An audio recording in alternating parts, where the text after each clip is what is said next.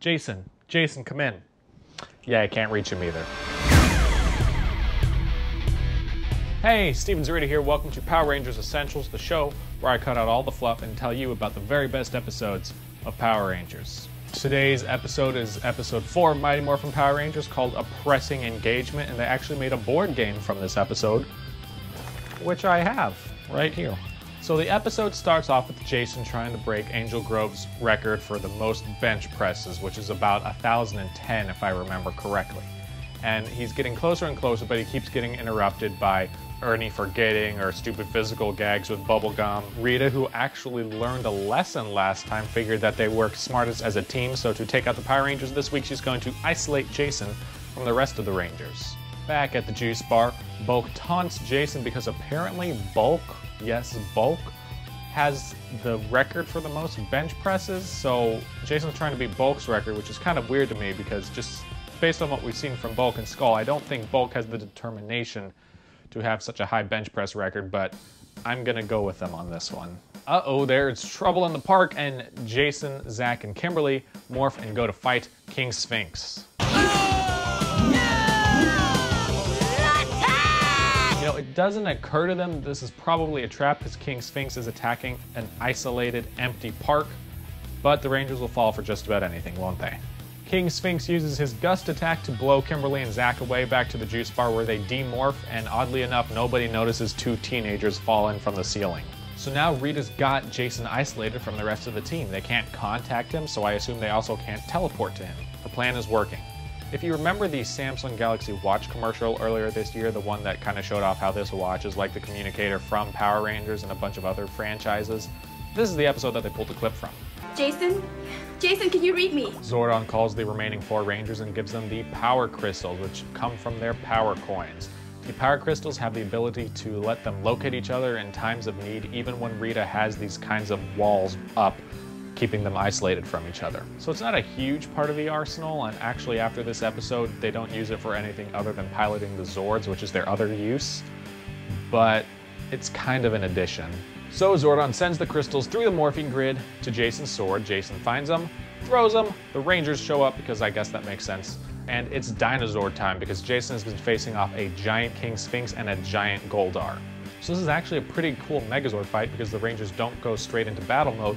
They actually fight King Sphinx and Goldar for a little bit in tank mode, which is always cool to watch. But when they do start switching between battle mode and tank mode, if you freeze frame right here, you're gonna notice something really interesting. First off, I always wondered how they control the Megazords and regular Dinozords. They actually only have kind of 2 handles and then a center where their emblem is. And if you look closer, look at Jason's part of the cockpit. His control panel is green with the Green Ranger emblem, which has yet to be introduced. He doesn't have a T-Rex emblem. Just an interesting thing I noticed and I wanted to point out. So back in battle mode, Jason calls on the Power Sword and finishes off King Sphinx in the first Power Sword finisher of the series.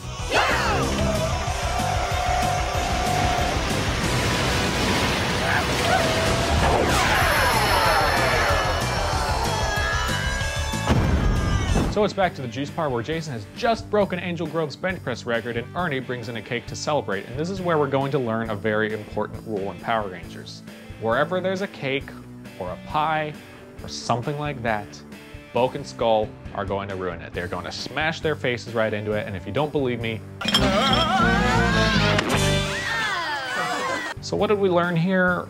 I don't really know, because for the first time, the Ranger plot with Jason being isolated and the plot of Jason breaking the bench press record don't actually have much synergy.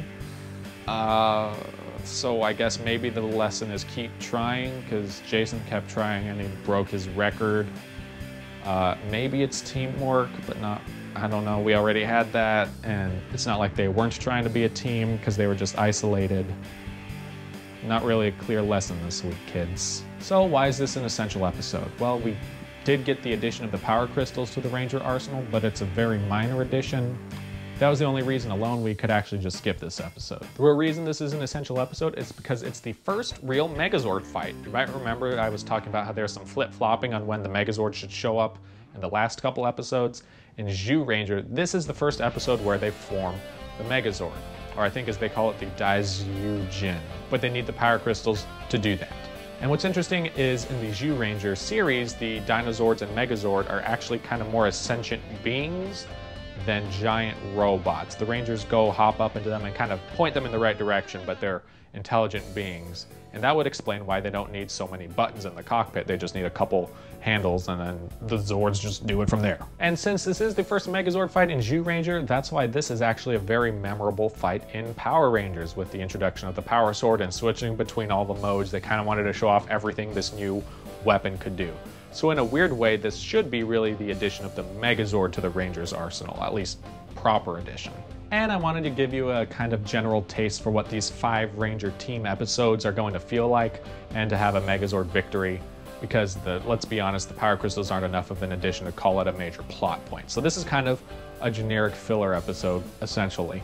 Why did I give you a generic filler episode? Well, because the next episode is going to change things up. The next episode, we get a 6th Ranger.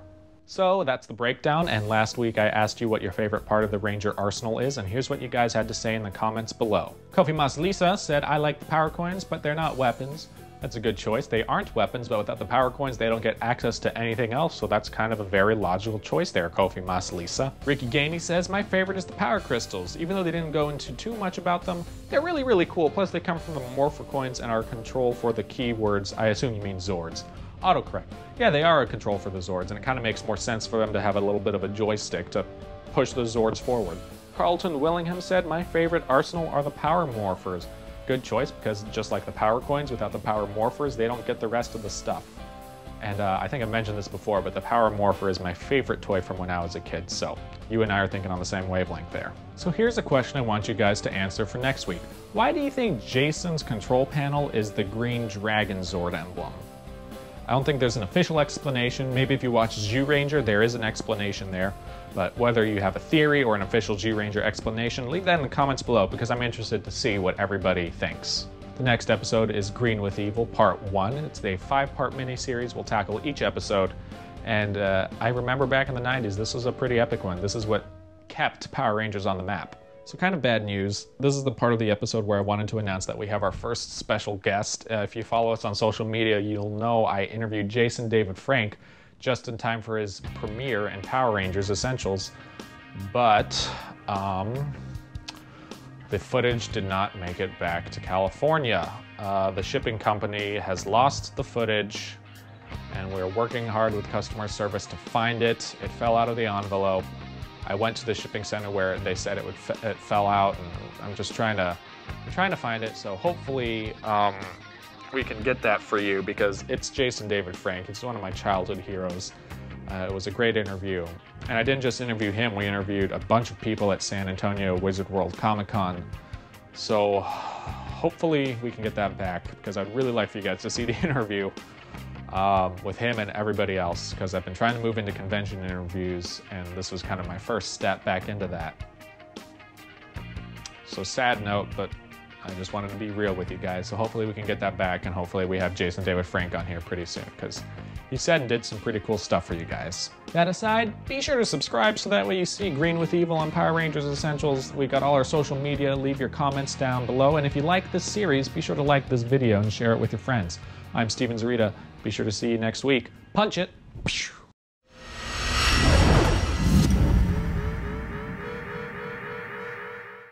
The crystals bring the Rangers to him. I guess that's my watch.